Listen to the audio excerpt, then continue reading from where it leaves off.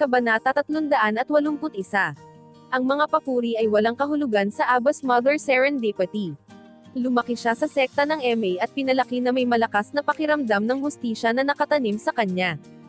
Ang evil ay walang lugar sa kanyang buhay. Habang iniisip niya, lalo siyang nagalit. Tumingin siya kay Drake at dumura, ang Darbys ay isang maalamat na pamilya. Sino ang nakakaalam na tulad ng isang mahusay na pamilya ay maaaring makabuo ng isang pagkabigo tulad ni Daryl? Huwag mag-alala, hindi ko hahayaang ipagpatuloy ni Daryl ang kanyang masasamang pamamaraan. Tatanggalin ko ito, peste. Nagpasalamat si Drake sa Abba's mother Serendipity na may pasasalamat. Matindi siyang tumango. Ring, ring. Kasabay nito, nagring ang isang telepono. Ang isa sa mga tagasunod na MA ay lumapit sa Abba's mother Serendipity at magalang na sinabi, "Master, galing ito kay Sister Megan." "Hello, Megan," malumanay na sinabi ng Abbas. Kabilang sa lahat ng mga tagasunod, pinakamamahal na minahal ng Abba's mother Serendipity kay Megan. Isinaalang-alang pa niya si Megan bilang kanyang kahalili sa hinaharap. Si Megan ay bahagyang naagat habang nagtanong, "Guro, alam ko na natigil ka bilang isang level 5 Martial Marquis at hindi makakapasok sa isang Martial Saint. Alam kong kailangan mo ng isang maka-Diyos na tableta para doon. Nabanggit ko na noon na mayroon akong isang kaibigan na nagngangalang Daryl Darby na may maka-Diyos na tableta, ngunit nang tawagan ko siya ngayon, siya. Nagmamali si Megan. Nag-rumble siya nang walang magawa, una siyang sumang-ayon na bigyan ako isang maka-Diyos na tableta, ngunit nang marinig na ikaw ang aking Panginoon, tumanggi siya kaagad. Master, may nangyari ba sa inyong dalawa? Kilala mo rin si Daryl. Nagkaroon ba ng hindi pagkakaunawaan?" Alam ni Megan na si Daryl ay isang taong may prinsipyo na sumunod sa kanyang mga salita. Gayunpaman, sa huling tawag sa telepono sa kanya, galit na galit siya nang marinig ang mga salitang Abba's mother Serendipity. Anong nangyari? Ang Abbas ay pantay na nagalit at nagngisi ang kanyang mga ngipin. "Daryl Darby, ang peste na ito." Malamig siyang sumagot kay Megan, "Huwag na huwag mong banggitin pa ang pangalan niya sa akin." Mahigpit siyang nagutos, "Megan, binabalaan kita. Lumayo ka sa isang taong kagaya niya. Kung tatutol ka sa utos ko, huwag kang abala na tawaging master ako." "Nakuha mo ito." "Ano?" Nanginginig si Megan. "Paano ito makarating dito? Ano ang nangyari sa lupa sa kanilang dalawa?" Nakikita kung paano hindi tumugon si Megan. Inulit ni Abba's mother Serendipity, "Narinig mo ba ang sinabi ko? Ang pagiging kasangkot sa isang maruming hayop tulad ni Daryl ay makakasira lamang sa kanyang reputasyon." Kinagat ni Megan ang kanyang labi, pakiramdam na nagkasalungatan. Hindi niya maintindihan kung bakit ang Abba's mother Serendipity ay magiging laban kay Daryl sa kabila ng pagtulong sa kanya ng hindi mabilang na beses. Nag-isip-isip muna si Megan bago siya mahinang lumabo, "Master, Daryl is. Ano ba? Siya ay marumi. Gumawa siya ng incest at pinatay ang kanyang lolo. Isang ganap na kabiguan. Ang kamatayan ay hindi sapat na karapat-dapat para sa kanya." Malakas na nag-ambala ang Abbas. Kabanata 382. Huminga ng malalim si Abba's mother Serendipity bago siya nag-snap, "Hindi ko na kailangang ipaliwanag pa. Ano pa man, hindi mo na siya makikita muli. Naiintindihan. Ano? Nakagawa ng incest. Pinatay ang kanyang lolo." Naguluhan si Megan.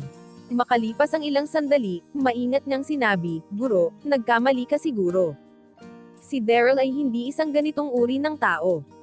Tumutulong siya sa iba at malakas ang loob, siya ay mabuting tao. Hindi maaaring magawa ni Daryl ang mga ganoong bagay. Imposible. Ang mga masasamang bagay na nagawa niya ay isang bukas na lihim sa Darbys." "Paano ako nagkamali?" Nakasimangot siya. "Wala akong pakialam. Kung tatutol ka sa utos ko, hindi ako master ng sa iyo. Megan, sabihin mo sa akin ang totoo. May nararamdaman ka ba kay Daryl?" Si Megan ay bihirang may magandang opinyon sa sinumang tao, ngunit nakiusap siya sa ngalan ni Daryl. Namula si Megan. Kinagat niya ang kanyang labi at nauutol, "Master. No. Wala akong nararamdamang para sa kanya. Nakikipag-ugnayan ako kay Kent Huff. Paano ako magkakaroon ng damdamin para sa ibang lalaki? Napakaginhawa iyon pakinggan." Abbas ina. Nagpakawalan ng buntong hininga si Serendipity. Malamig siyang nagpatuloy, "Wala akong pakialam kung ano ang iniisip mo kay Daryl. Kung nakita mo siya ulit, huwag mag-abala sa pagtawag sa akin ng master. Nagbitin siya. Sa mansyon, si Daryl ay nakaupo ng awkward sa tabi ng kama. Si Samantha ay tumingin sa kanya ng walang salita, nananahimik ng 1 minuto o 2. Ano ang gusto niya sa mundo? Sa wakas, hindi na natagal ni Daryl. Awkward siyang nauutol, tita. Bakit? Bakit ka nandito? Gabi na. Isang malambing na buntong hininga ang pinakawalan ni Samantha.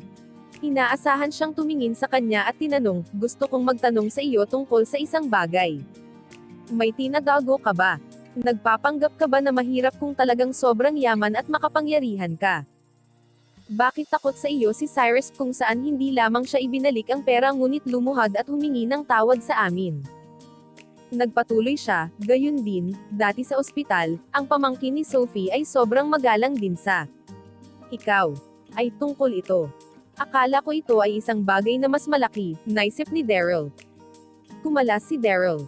Nais niyang ipaliwanag ang kanyang pagkakakilanlan, ngunit naisip niya kung paano nakilala ang pangalawang batang master ng Darby sa marami sa mas mataas na bilog sa lipunan. Nagkaroon din sila ng impresyon na ginahasa niya ang asawa ng kanyang kapatid, hindi nalinis ang kanyang pangalan. Ito ay magiging isang ganap na kahihiyan. Sa ganoon, umiling si Daryl. Paimpol niyang sinabi, tita, ang 2 okasyong iyon ay salamat kay Doc Sanders, tumawa siya, kilala mo siya. Nakilala namin siya sa huling ekskursyon. Malapit na kami, biglang napagtanto ni Samantha. Napatingin siya kay Daryl habang nagbubulungan siya, alam ko ito. Paano magkakaroon ng mga nakamit ang isang taong walang silbi na tulad mo? Kita ko, lahat ito ay dahil kay Dax. Alam mo talaga kung paano gamitin ang kapangyarihan ng ibang tao upang masiyahin ang iyong sarili. Kabanata 383. Tinignan ni Samantha si Daryl na kasuklam-suklam, talo pa rin siya. Dito, naisip niya na siya ay napabuti. Ang tanging dahilan lamang na ibinalik ni Cyrus ang kanilang pera ay dahil kay Dax. Ngumiti si Daryl. Hindi siya nag-abala na magbigay ng paliwanag kay Samantha. Sanay na siya sa pagmamaliit nito sa kanya. Tumalikod si Samantha at lumabas ng silid matapos niyang matuklasan ang sinasabing katotohanan. Bigla na lang siya napadpad sa high heels niya. Babagsak na sana siya nang mabilis siyang sinalo ni Daryl sa bewang. Mabango siya, naisip ni Daryl. Ingat ka, tumawa siya. Bitawan mo ako, ikaw na walang kabuluhan. Si Samantha ay napahiya at nasaktan. Ang pagpapalam sa natalo sa kanya ay isang malaking insulto. Binitawan siya ni Daryl habang iniisip niya, pinigilan kitang bumagsak. Walang mabuting gawa na hindi pinarusahan. Sinaman siya ulit ng tingin ni Samantha at sinabi, good for nothing. Bakit ka pinakasalan ng anak ko? Wala kang ginawa sa buong araw. Bamaantong hininga si Daryl nang umalis siya at bumalik sa kama. Ito ay Lunes ng susunod na araw sa Hexad School. Lahat ay mukhang napahinga ng maayos. Ang mga klase ay hindi nagsimula, at ang mga mag-aaral ay nakahabol sa bawat isa. Naglakad papasok si Daryl at napansin niyang walang laman ang pwesto ni Dax. Wala ba siya dito sa paaralan ngayon? Ito dapat ang atake mula sa Abbas Mother Serendipity. Ito ay masyadong mabisyo. Dapat kailangan niya ng ilang araw na pahinga. Sana, gumaling siya kaagad, naisip ni Daryl. Pagkaupo niya, naramdaman niya ang isang kakaibang kapaligiran sa paligid niya. Kakaibang pagtingin sa kanya ng kanyang mga kamag-aral, na para siyang isang tanga. Napatingin sila at pinagtawanan siya. F*6. Ano ang nangyayari? Ang unang panahon ay sinaunang panitikan isang paksa na walang interes si Daryl sa kung ano pa man. Kahit na nagsimula na ang klase, ang mga kamag-aral na nasa paligid niya ay humadyadak pa rin at tumatawa, lalo na ang mga magkakapatid na Palmer. Hindi sila nakikinig sa kung ano ang nangyayari sa klase, ngunit sa halip ay tinitingnan nila ang kanilang mga telepono. Biglang may nag-utol na sarcastically, sigh. Ang ilang mga lalaki. Sapat na masama na sila ay isang manugang, ngunit wala silang kahit paggalang sa sarili. Upang maging kanilang kaklase ay isang kompletong insulto.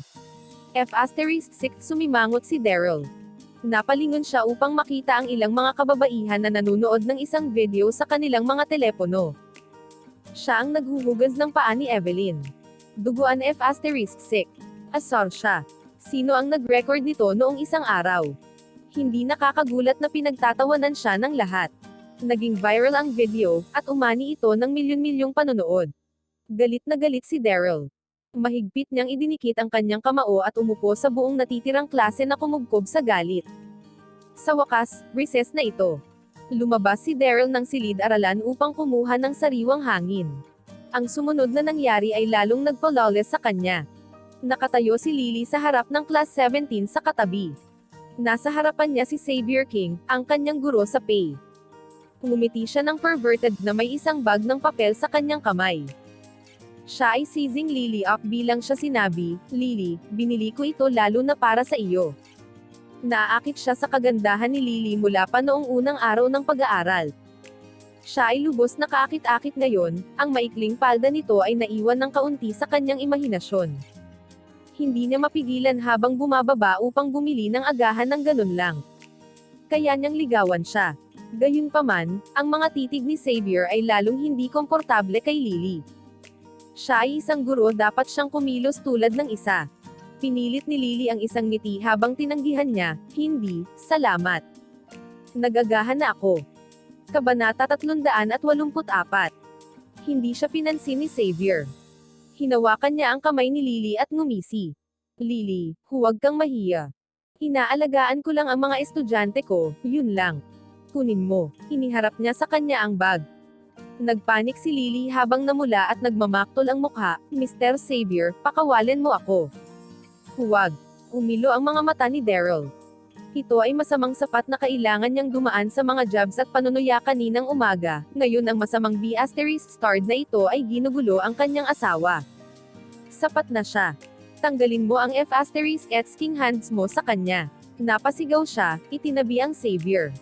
Halos mawala ng balanse si Xavier habang sumisigaw, "Ikaw na naman. Hindi kita binayaran ng huling oras."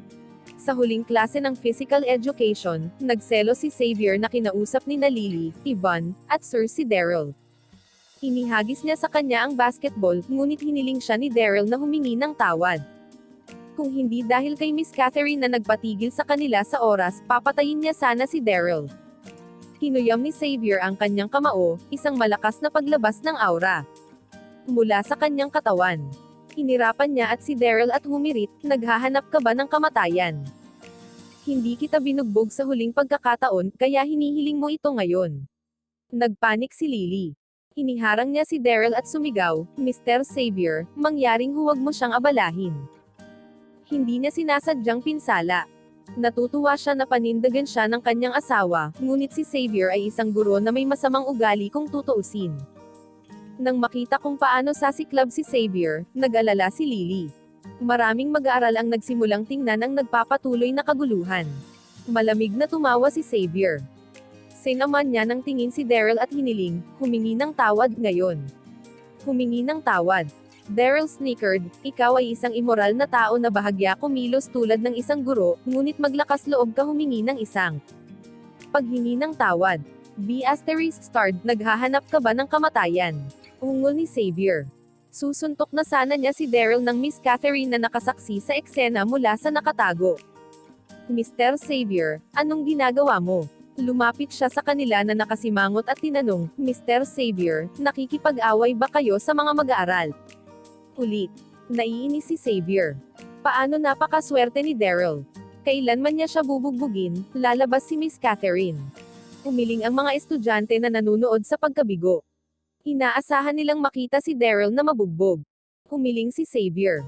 Sumagot siya, "Miss Catherine, hindi ko pinansin si Daryl minsan bilang respeto sa iyo. Gayunpaman, sa pagkakataong ito kailangan niyang humingi ng tawad. Hindi ko ito bibitawan." Nagdilim ang mukha ni Catherine. Kitang-kita niya na galit si Xavier. Kung ang kanyang kapangyarihan ay buo pa rin, maaari niyang pigilan siya kung may mangyari man. Gayunpaman, matapos mawala ang lahat ng kanyang ranggo sa pamamagitan ng pag-ubos ng hindi mabisang spirit petrification elixir, siya ay isang ordinaryong tao ngayon. Ipinagdarasal lamang ni Catherine na hindi maging marahas si Xavier. "Ikaw dapat ang humihingi ng tawad," malamig na sinabi ni Daryl. Daryl. Nagpanik si Catherine. Bakit ang tigas ng ulo pa rin ni Daryl?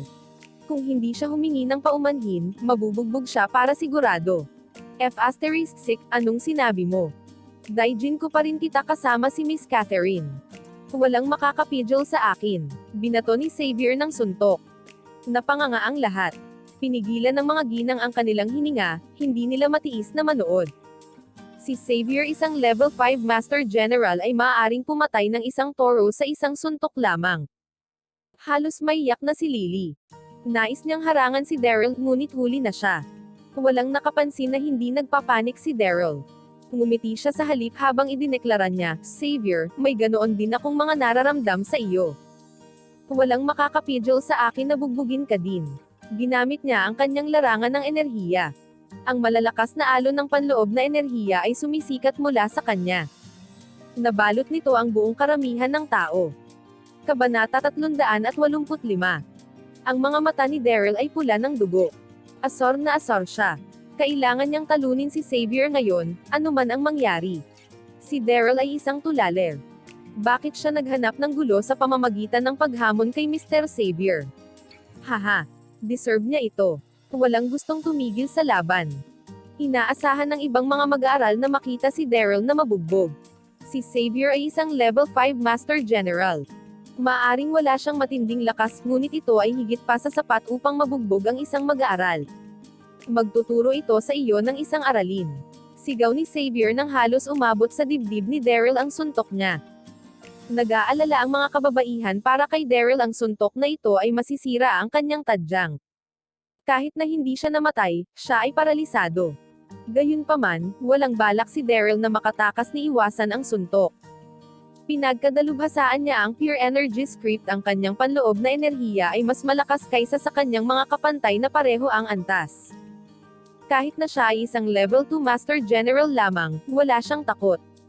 Hubby, tumakbo ka. Pinadyak ni Lily ang kanyang mga paa sa gulat. Ang kanya. Namumula ang mga mata sa pag-aalala. Alam niya na si Daryl ay malakas, ngunit tiyak na hindi kasing lakas ng isang guro.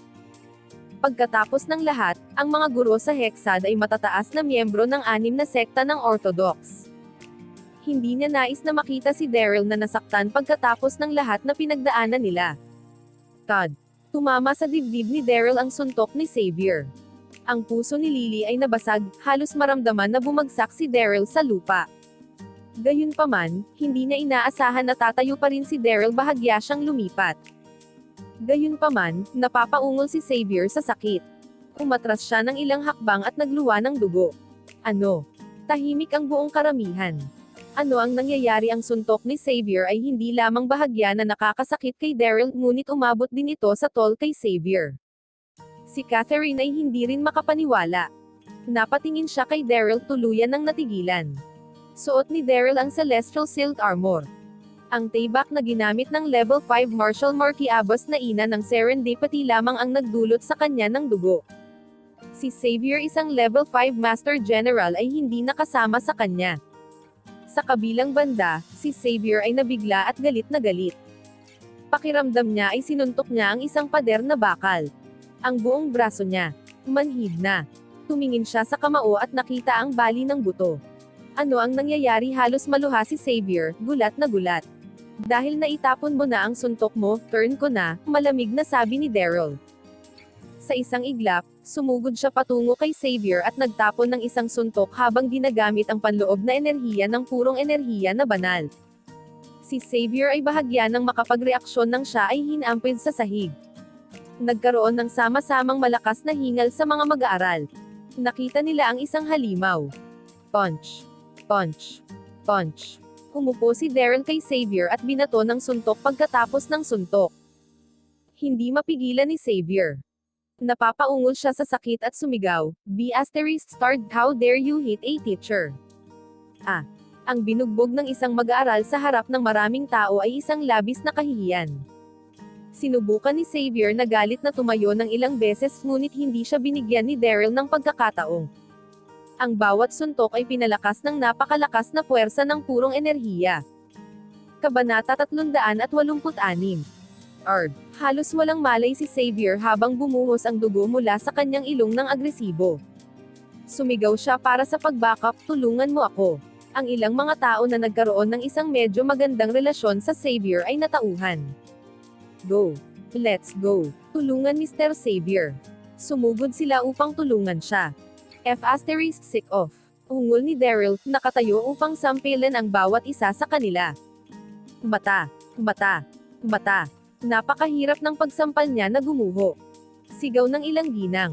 Sino ang mag-aakala na ang isang mag-aaral ay magagawang talunin ng isang guro ng pain ng labis? Humingi ka ng tawad ngayon. Humihingi si Daryl ng sipa sa ulo ni Xavier. Sick you, Daryl. Papatayin kita. Kinuyam ni Xavier ang kamao. Nawala ang kontrol niya. Hindi pa siya ganito kahihiyan dati. Si Daryl lang ang hinahangad niya. Kamatayan, humingi ng tawad. Napaungol si Daryl habang marahas niyang sinipa ang ulo ni Xavier. Nakita ni Xavier ang mga bituin, at dumudugo din ang kanyang ulo. Daryl, ikaw. Napangisi si Xavier. Ilang daang mag-aaral ang nanonood. Gaano kahihiyang siya humingi ng tawad. Humingi ng tawad. Sumipa ulit ng malakas si Daryl sa ibang pagkakataon. Daryl, tama na. Papatayin mo siya kung magpapatuloy ka. Sa wakas ay natauhan si Yvonne, hinayla pabalik si Daryl. Mabuti pang mag-King ka ng apologize sa asawa ko. Sigaw ni Daryl. Siya ay nakaganyak. Walang makakapidyo sa kanya habang patuloy niyang sinisipa ang ulo ni Xavier. Sinira ni Xavier. Alam niya kung hindi siya humingi ng tawad, baka patayin siya ni Daryl. Pasensya na, sigaw ni Xavier. Niyakap niya ang ulo niya. Nagkamali ako. Pasensya na, mahal, pinatawad mo ba siya? Tumawa si Daryl at napatingin kay Lily. Ang kanyang mga mata ay sobrang banayad. Ito ay isang 80 pagbabago mula sa baliw na siya ay 1 segundo ang nakakaraan. Nanginginig si Lily. Tumanggo siya. Kung sinabi niyang hindi siya nagpapatawad, maaaring hindi tumigil si Daryl Xavier. Maaaring namatay. Pagkatapos, 60 taong gulang na lalaki ang lumapit sa kanila, ito ang master ng disiplina. Tinanong niya, ano ang nangyayari? Nang makita siya, ang ilang mga mag-aaral ay nalulugod na nagpakasawa sila sa Schadenfreude. Ang disiplina master ay labis na mahigpit. Ginawa si Daryl dahil ang pagpindot sa isang guro ay labag sa mga alituntunin ng paaralan. Pagkakita kay Xavier sa sahig, dumilim ang mukha ng discipline master. Dahan-dahan niyang tinanong, ano ang nangyayari? Nag-aaway sa paaralan. May katahimikan. Karamihan sa mga mag-aaral ay nakatingin kay Daryl. Nagpanik si Lily. Nais niyang ipaliwanag mula nang magsimula ito dahil nanligaw sa kanya si Xavier. Bago siya makapagsalita, tumayo na si Declan Noel. Master, lantarang binugbog ni Daryl ang isang guro. Bulalas niya, ito ay kasuklam-suklam. Dapat siyang parusahan. Lumapit si Catherine sa discipline master. Si Daryl ay aking estudyante, dagdag niya, parurusahan ko siya alinsunod dito. Pagkatapos ay lumakad siya kay Daryl at sinampal ito ng walang babala. Salapi. Si Catherine ay isang ordinaryong tao. Ang sampal ay hindi masakit, ngunit tumunog ito ng malakas at malinaw. 3. Kabanata 387. Ang sampal ni Catherine ay nakakabingi sa tahimik na kapaligiran. Naramdaman ni Daryl na nag-burn ang mukha. Mahinahon siyang binubiro ng mga estudyante. Nasisiyahan silang makita siyang pinarusahan. 1 metro lamang ang layo ni Daryl mula kay Catherine na amoy pa niya ang pabango sa kanya. Hindi niya may kakaila na may mahusay na katawan si Catherine. Gayunpaman, ito ang pangalawang pagkakataon na sinampal siya nito. Nais na magalit ni Daryl, ngunit narito ang discipline master. Kung nagtapon siya ng isang pag-iinit, maaaring siya ay mapapatalsik mula sa hex ads. Paano siya magnakaw ng mga manual? Kailangan niyang pigilan. Daryl, sa palagay mo ba ang bahay na ito ay ang iyong bahay kung saan maaari kang makipag-away kahit kailan mo gusto? Kung hindi ka makapag-aral, pinapayo ko na umalis ka na. Malamig na sigaw ni Catherine, sinampal ulit siya. Mata. Ang mga pulang marka sa mukha ni Daryl ay binigkas. Patakbuhin ang 50 bilog sa patlang, utos ni Catherine. Walang sinabi si Daryl habang mahigpit na naikuyom ang kamao. Nabingi ka ba? Hindi mo ba ako narinig? Sasabihin ko ulit. Patakbo ng 50 round sa paligid ng bukid. Ngayon, sumimangot si Catherine. Huminga ng malalim si Daryl bago siya lumakad patungo sa bukid at nagsimulang tumakbo sa ilalim ng mainit na araw. Kailangan niyang magpatakbo ng isa pang 50 bilog. Pawis na pawis si Daryl. Sa huling pagkakataon na tumakbo siya, halos kalahati na siyang namatay. Napahawak siya sa sahig at huminga ng malalim. Pagkatapos, nakita niyang lumapit sa kanya si Catherine na may dalang isang bote ng tubig sa kanyang kamay. Kinagat ni Catherine ang labi habang binulong, "Daryl, puhaw ka na sana. Dinadalhan kita ng tubig." Hindi tinanggap ni Daryl ang tubig. "Ano ang ginagawa mo, Miss Catherine?" Ngumisi siya. "Feeling guilty ako sa pagsampal mo sa akin." Pula pa rin ang pisngi niya mula sa mga sampal nito. Bahagyang balisa si Catherine. "Daryl, wala akong pagpipilian," sagot niya, "nakita mo ang nangyari. Kailangan kitang parusahan sa harap ng disiplina master." Ibinaba niya ang kanyang ulo at nagmakaawa. "Daryl, huwag kang magagalit sa akin." Mangyari. Tumawa si Daryl. Kinuha niya ang bote at humugot ng tubig pababa. "Dahil nakiusap ka, paano ako? Hold a grudge against you." Sagot niya. Tumayo siya at naglakad.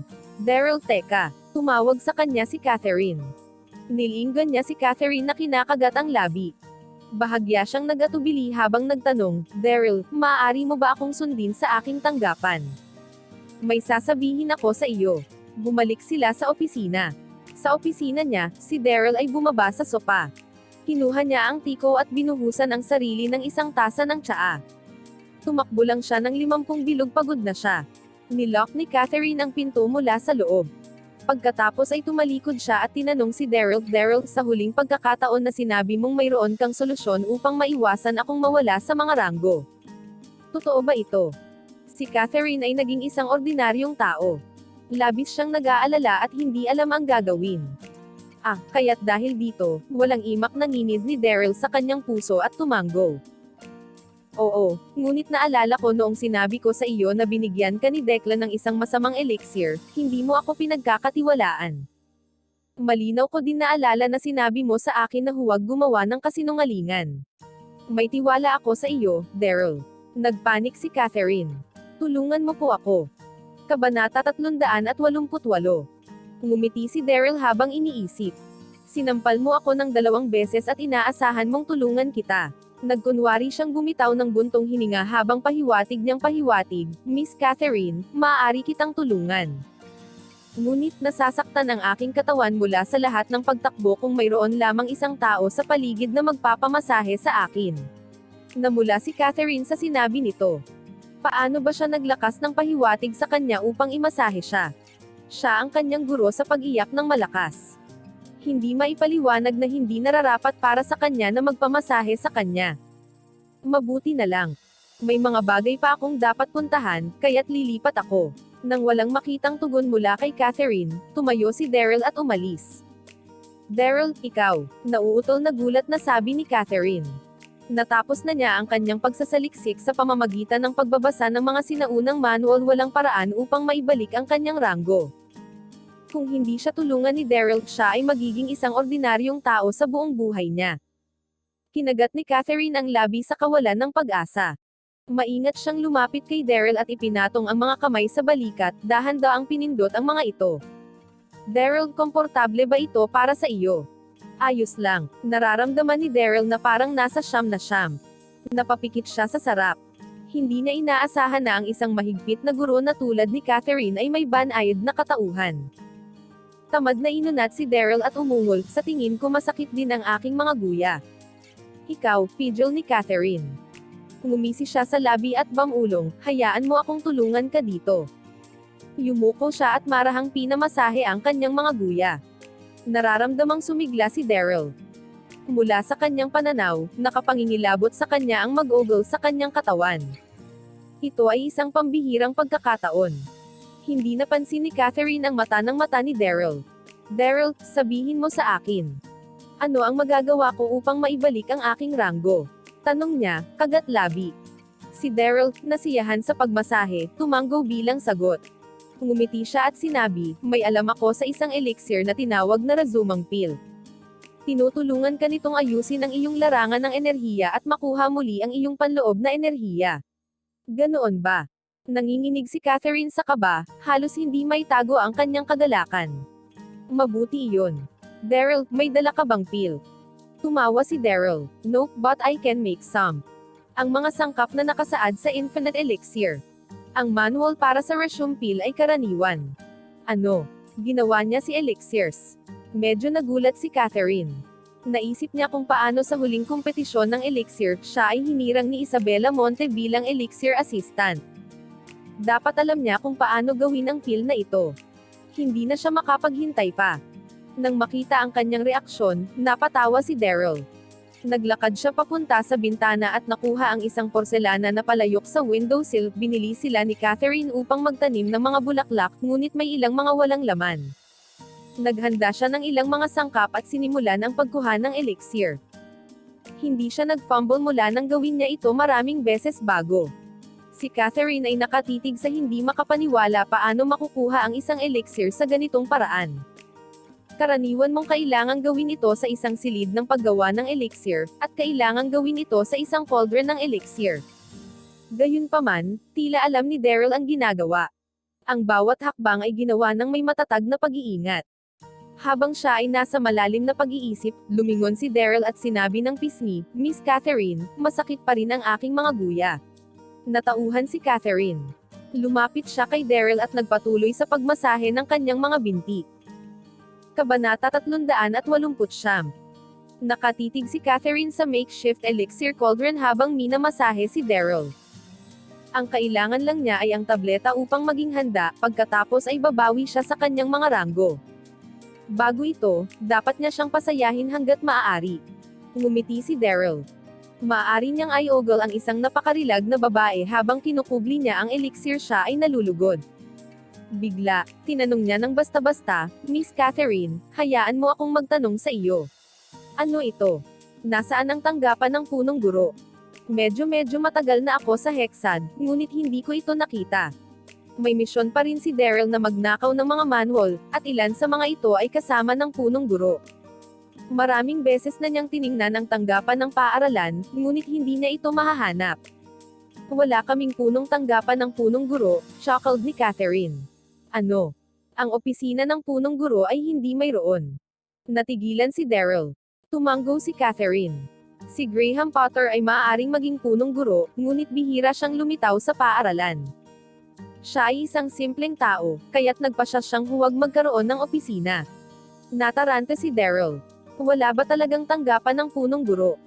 Paano niya magnanakaw ang mga manual? Lalong umiwas si Catherine. "Daryl, bakit bigla mong tinatanong ang tungkol sa punong guro ng opisina? Inintrigo ako ng punong guro. Narinig ko na ang tungkol sa kanya bago pa man ako mag-enroll sa Hexad. Alam kong siya ay isa sa mga sektang nangudang sekta. Siya ay isang tanyag at makapangyarihang tao," nagsinungaling si Daryl na nagpapanggap ng isang pagsamba. "Mula sa sandaling iyon, siya ay naging idolo ko. Tiningnan ko siya ng sobra." Tumanggo si Catherine. "Oo, malakas talaga si Graham. Isa siya sa pinakamalakas na matatanda ng sektang wudang. Maliwanag, 2 taon na ang nakalilipas, naabot niya ang ranggo ng level 5 Marshal Marquis. Malapit na siyang magtagumpay upang maging isang Marshal. Santo. Ano? Level 5 Marshal Marquis. Siya ay kasing lakas ng Abbas Mother Serendipity." Hindi mapigilan ni Daryl na lunukan ng husto. Siya ay isang napakalakas na tao. Kung sakaling makilala siya ni Daryl, hindi siya makakakuha ng anumang mga trick sa kanya. Bam! Bigla, sumabog ang palayok ng porselana. Ang pabango ng elixir ay sumabog sa hangin habang ang 6 na mga tabletop sa pagpatuloy ay nahulog sa mga kamay ni Daryl. Si Catherine ay tumingin sa 6 na tabletop na hindi makapaniwala, nanginginig sa kaba. "Miss Catherine, para sa iyo ang pill na ito." Ngumiti si Daryl. Binigyan niya siya ng isang tableta at sinabi, "Ang tableta na ito ay makakatulong sa iyong mag-level up ng 2 ranggo." Napalunok ni Catherine ang tableta ng walang pag-aalangan. Bigla siyang kinilig nang maramdamang bumalik ang kanyang kapangyarihan. Isa na siyang level 2 master. Gumana ito. Natuwa si Catherine. "Daryl, bigyan mo ako ng iba pang 5 tabletop, pagsusumamo niya." Tumawa si Daryl ngunit hindi inabot sa kanya ang mga tabletop. Sa halip ay itinabi niya ang mga ito. "Daryl, anong ginagawa mo?" Pinadyak niya ang kanyang mga paa, parang nagpapanik. Kalmado na sumagot si Daryl, "Miss Catherine, ano ang bilis? Maaari ka lang uminom ng isang tableta bawat araw. Hindi ito gagana kahit na mayroon kang higit sa isa. Kailangan mo ng kahit 24 na oras bago ka uminom ng susunod na tableta. Kahit na ibinigay ko ang mga ito sa iyo ngayon, wala itong saysay. Ngumisi si Daryl. Naiintindihan ko ang nararamdaman mo, panatag niya. Huwag kang mag-alala, makakasama ko ito sa pag-iingat. Ano? Isa lang sa bawat araw. Nangangahulugan iyon na maghihintay si Catherine ng 6 na araw para maibalik ang kanyang kapangyarihan. Makikinig siya kay Daryl ng ilang araw. Napakagatlabi si Catherine, halos damyugo ito. Ouch, masakit ang balikat ko. Huwag kang titigil, reklamo ni Daryl. Naupo siya sa couch. Lumakad si Catherine at minasahe ang balikat. Nang matapos ang paaralan, umalis si Daryl sa opisina ni Catherine. Nalaman niyang hinihintay siya ni Lily sa pasukan. Nang makita siya, niyakap niya ito. Pagkatapos ng lahat, ang kanyang asawa ay nagpatakbo ng 50 lap sa paligid ng bukid dahil sa kanya. Nang makarating sila sa bahay, naghanda ng hapunan si Lily at nanood ng TV kasama si Daryl. Matapos ang insidente kay Xavier King, malinaw na naramdaman ni Daryl ang pagbabago sa ugali ni Lily sa kanya. Siya ay mas banayad at bahagyang umaasa sa kanya. Ang mga sumunod na ilang araw ang pinakasaya sa buong 3 taon ng kanilang pagsasama. Gayunpaman, walang mabuti na tumagal magpakailanman. Isang araw, nang umuwi sina Daryl at Lily, natigilan sila. Isang batang babae na halos 18 o 19 na taong gulang ang nakaupo sa sofa. Mukha siyang kaibig-ibig at maganda. May lollipop siya sa bibig habang nanonood ng TV. Kabanata 390. Hindi. Sigaw ng panloob na si Daryl habang gumuho ang mukha. Ang batang babae na ito ang kanyang kryptonite. Bakit siya nandito? Ang batang babae na ito ay si Queenie Garfield, isang malayong pinsan ni Lily. Binisita niya siya taon-taon. Si Queenie ay isang maganda at napakabait na babae. Kahit kailan hindi siya tumingin ng masama kay Daryl at magalang sa kanya. Queenie Garfield. Ang dalawang salitang iyon ay isang malaking gatilyo para kay Daryl. Siya ang kanyang bangungot. Kailanman bumisita si Queenie, hinihiling niya na gawin sa kanya ni Daryl ang anumang nais niyang kainin. Kung hindi, magtatampo siya. Hindi makagawa si Daryl tungkol dito. Bukod dito, itong pinsan niya ay medyo malikot. Mayroong ilang beses kung saan sinisi niya si Daryl sa mga bagay na sinira niya. Walang magawa si Daryl. Queenie, bakit ka nandito? Nagulat si Lily ngunit natuwa. Naglakad siya patungo kay Queenie kasama si isang malaking ngiti. Lily, Daryl, bumalik na kayong lahat. Tumalon si Queenie mula sa sofa at niyakap si Lily. Lily, lalo kang gumanda, papuri nito. Niyakap niya ang baywang ni Lily at nagkomento, ang figure mo naman ay nagiging kasarian din. Sa mga mata ni Queenie, para siyang kapatid ni Lily. Maaari silang magbiro sa bawat isa. Namula si Lily, girl, nasa unibersidad ka. Mangyaring kumilos sa iyong edad. Tuwang-tuwa si Lily. Namiss niya siya, na hindi pa siya nakikita ng halos kalahating taon. Napakagandang sorpresa na napunta siya sa kanilang bahay. Sumulyap si Queenie kay Daryl at chuckled, half a year na kitang hindi nakikita. Naging gwapo ka din. Ikaw din, kasing sweet ng dati. Ngumiti siya. Si Daryl ay naramdaman na bahagyang nalungkot. Naisip niya na magagamit niya ang ilang araw na ito upang makilala ng mas mabuti si Lily, na baka magkasama silang magdamag. Ngayong nandito na si Queenie, tiyak na gugustuhin niyang matulog kasama si Lily sa iisang kama. Si Lily ay tumingin ng buong pagmamahal kay Queenie at tinanong, hindi ka ba dapat nasa paaralan? Bakit ka nandito? Sinigaw ni Queenie ang kanyang ulo habang sumasagot siya, ang aking mga paksa ay medyo espesyal. Kapag kailangan ng iba, pag-aralan, magkakaroon tayo ng mga break sa halip. Tumanggo si Lily, ayaw nang sumama pa. Iniba nila ang paksa. Ang mga batang babae ay mag-uusap tungkol sa mga kilalang tao o pampaganda. Ang lugar ng pamumuhay ay napuno ng kanilang mga tinig ng chipper. Hindi nag-ambala si Daryl, nakaupo sa tabi sila habang pinagmamasdan ang pag-uusap sa pagitan nila. Tumawa si Queenie at sinabi kay Daryl sumama ka sa pamimili.